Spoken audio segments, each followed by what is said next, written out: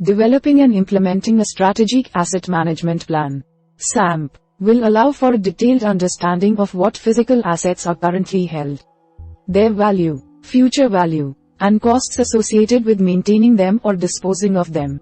These plans are often created as part of a more comprehensive disaster plan, which can include intangible assets such as reputation, brand, and patents. We'll help you through the planning phase so you can manage your company's assets and meet your organizational objectives. So, we are going to watch about the how to develop a strategic asset management plan. Method 1. Preparing strategic asset management plans. First is learn how a strategic asset management plan can help.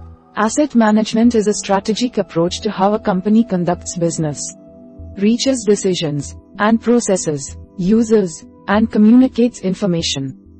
Creating a strategic asset management plan will help your organization provide services as effectively as it can.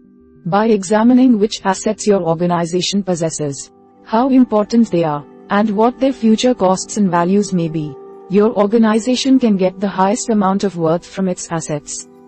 A strategic asset management plan will allow you to understand how effective your assets are being utilized. The value over the entire life cycle of an asset can be determined and planned for. You can dispose of costly assets that are not deemed necessary and generate funding from their sale. Step 2. Collect information about assets. Before you can proceed in making a strategic asset management plan, you will need to collect information about the assets that you will be planning for.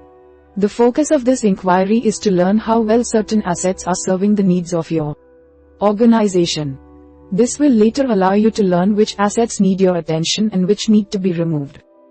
Collect information about which assets your organization currently holds. This information should be available from company accounting records. Confirm the records with a physical audit of the tangible assets. Think of how well your assets are serving the goals of your organization or individual department. Consider your company's short-term and long-term goals and then use this information to help you determine how the assets may be assisting or hindering your organization. Take into account projected costs for any asset to learn what steps you need to take now. Step 3. Decide which assets will receive your focus. After you have taken an evaluation as to how important and how effective certain assets are to your organization, you will need to prioritize the assets. Work to create a list of categories for use based upon their importance and frequency of use. For example, an asset that is critical but used infrequently may be replaced by short-term rental. Some assets may be necessary to hold but may require upgrades. Certain assets may be deemed non-essential or extraneous and may not require further holding by your organization. For example, your organization may own a manufacturing plant or lease a building for operations or administration. The value to cost ratio of this plant will need to be assessed to fully determine just how important it is to your organization's goals. Be sure to separate individual assets within a building based upon cost, contribution, frequency of use, and importance. You will likely need to work closely with other departments to fully understand their procedures.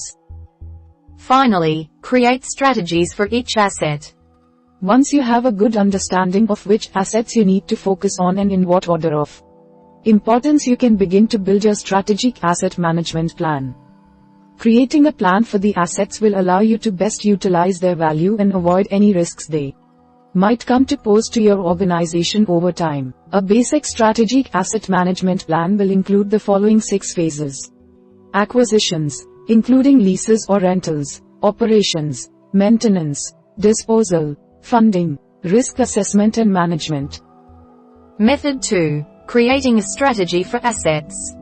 First is study necessary acquisitions. The acquisitions phase will determine which assets need to be purchased or otherwise made available. This part of the strategy will also include financial planning, which details how much funding is made available for the acquisitions and where the funding will come from. This phase may also include replacement assets. Cost to benefit analysis should be calculated before acquiring or leasing an asset. Only assets that have already been evaluated as being necessary should be acquired. For example, Your organization might want to expand, and acquiring a new facility could be part of your acquisitions planning phase. Step 2. Plan for asset operations. The operational phase of the strategic asset management plan will account for existing assets and their functions in your organization. This will allow you to get a better idea of the exact role of the asset, how secure it is, who is accountable for it, and how well it is performing. Any operational costs should be considered during this phase.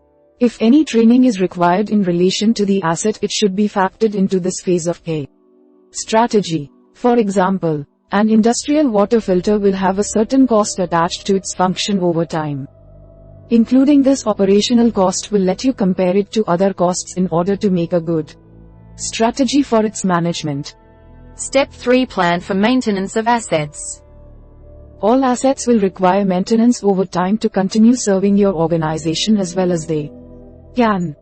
This phase of your strategic asset management plan will allow you to plan for the future maintenance of your assets. This phase will also detail what level of maintenance they will receive and who will be responsible for that maintenance. Keep in mind that all of a company's assets are important for carrying out the strategic plan. The physical assets that your organization owns will all require some type of maintenance to improve your chances of success. Details of planned future maintenance operations should be included in this phase. Include projected costs of maintenance over time. For example, your company may own an older facility. It can be expected then that maintenance costs will likely continue to rise. These rising costs will factor into the organization's decision regarding the future of a facility. Step 4. Prepare for disposal of old assets. Not all assets will be deemed important or valuable enough to continue holding. These assets requiring disposal will need to be included in your strategic asset management plan, as well as any tax consequences that may result from the disposition. You should also include the details of the disposal process, including how it will be disposed of, and the amount of costs incurred during the disposal process. Include the reasons for disposal. List the methods of disposal. If the asset is being sold, list the value that it could generate. All assets should have a disposal plan that details when they are to be disposed of and when. For example, your organization might have recently acquired a new shipping vessel. Even though it is new, you should have a planned retire date for the ship based on projected operational and maintenance costs compared to how critical the ship is to your company's functions. Step 5. Include information regarding funding. Holding assets, maintaining them, or even disposing of old assets will require funding. During the funding phase of your strategic asset management plan, you will need to detail where the funding for each asset is coming from, how much each one is receiving, what the funds are specifically being used for, and whether or not they are recurring. Consider the cost of the asset over its entire lifetime. Consider costs of disposal as well as any funds generated from the sale of disposed assets. Finally, manage risk. The risk management phase of your strategic asset management plan will detail the potential threats to your assets and their level of priority to your organization. Losses include downtime, customer relations, poor press, and other factors that may damage value. A risk management plan should detail any potential risks to assets, how likely they might be, and what to do should the potential risk come to pass. Keep in mind that all of a company's assets, whether they are physical, financial, human, information or intangible, will have different risks associated with each of them. You will need to address all of these risks. Funding should be made available for the replacement of essential assets in case of an emergency. Plans to quickly acquire key assets in the event of their loss can be included in your risk assessment. For example, there may be a low risk that your company's generator will stop working as long as it is properly maintained. However, should it fail to be maintained, having a plan in place can help minimize loss. Method 3. Using the ISO 55000. First is understand the ISO 55000. The ISO 55000 is a standardized document that details an effective system for creating a strategic asset management plan.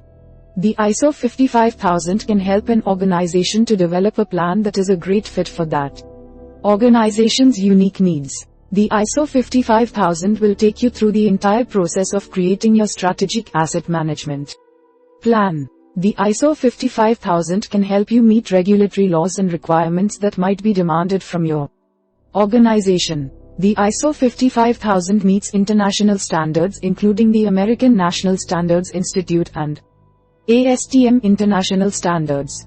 The ISO 55000 is becoming a necessary standard when working with clients, insurers or investors. Step 2. Discover how the ISO 55000 treats assets. The ISO 55000 is a rigorous and highly specialized text. As a result, there are many specific terms that are used to make the text an effective one. Learning how the ISO 55000 defines assets can be useful when studying its content.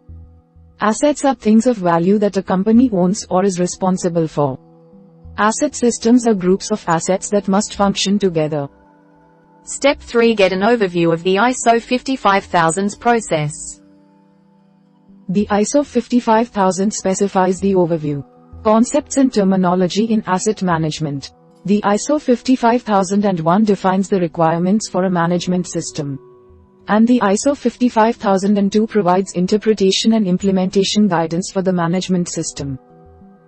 The ISO 55000 offers a comprehensive plan that you can follow to build your own strategic asset management plan. The ISO 55000 achieves this goal by breaking the process down into certain stages and concepts. Understanding these concepts before you set out to utilize the ISO 55000 can help you navigate the process with less trouble. Review the following outline for a sample of what your plan might look like. Mission statement and introduction. Information about your organization including the state of your business, needs of clients, and an asset portfolio. A section that details the planning process that went into your strategic asset management plan. Objectives for your asset management program. Strategic plans that include targets, time frames, priorities and who is responsible. Lastly, your strategic asset management plan should detail risks and end with a conclusion. Finally, get a feel for what a good strategic asset management plan looks like. The ISO 55000 offers some overall guidelines that your strategic asset management plan should have. In its final form, review some of the following key points to understand what qualities your strategic asset management plan should include. A planning process that is backed up by strong strategies suited to your organization. Your plan should include both assets and asset systems. Any objectives presented need to be included clearly and plainly. We hope it is useful to you. Please subscribe to our channel to upskill yourself.